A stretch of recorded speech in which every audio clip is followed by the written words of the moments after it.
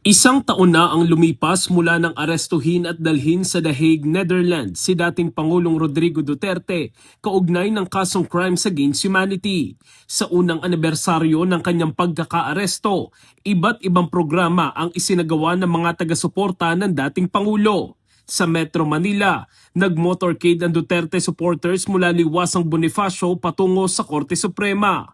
Dito sila nagprograma para ipanawagan na aksyonan na ang mga nakabinding petisyon na kumukwestiyon sa legalidad ng pag-aresto sa dating Pangulo kaugnay ng investigasyon ng International Criminal Court.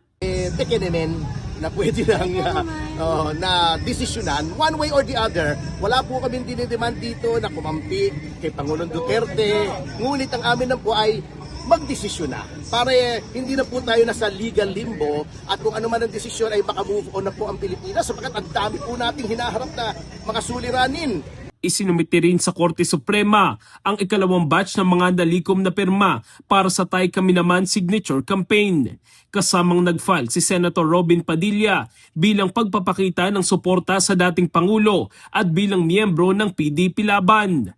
Ayon kay Padilla, hindi nila kinikilala ang jurisdiksyon ng ICC kahit pa hindi nito kilalanin ang magiging desisyon ng Korte Suprema. Hindi naman namin kinikilala yung ICC. Kami lahat, lalo na ako. Pilipinas to, dapat hindi nga dinala doon si dating Pangulong Rodrigo Roa Duterte.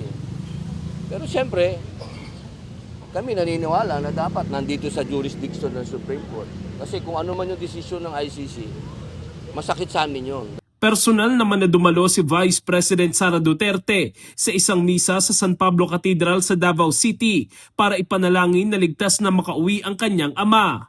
Ayon kay VP Sara, isang taon na umanong galit hindi lamang ang mga taga Davao kundi maging ang mga Pilipino sa ginawang pagkidnap at pagdala kay dating Pangulong Duterte sa The Hague. It is unthinkable that a government, no matter the political differences with the administration, would send a citizen to a foreign jurisdiction to be detained and tried for crimes against humanity.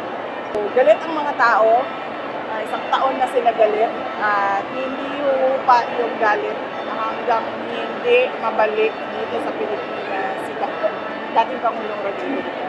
Nananatili sa detention ng ICC ang dating Pangulo matapos katigan ng Appeals Chamber ang naunang desisyon ng Pre-Trial Chamber 1 na hindi palayain si Duterte dahil sa issue ng kanyang kalusugan.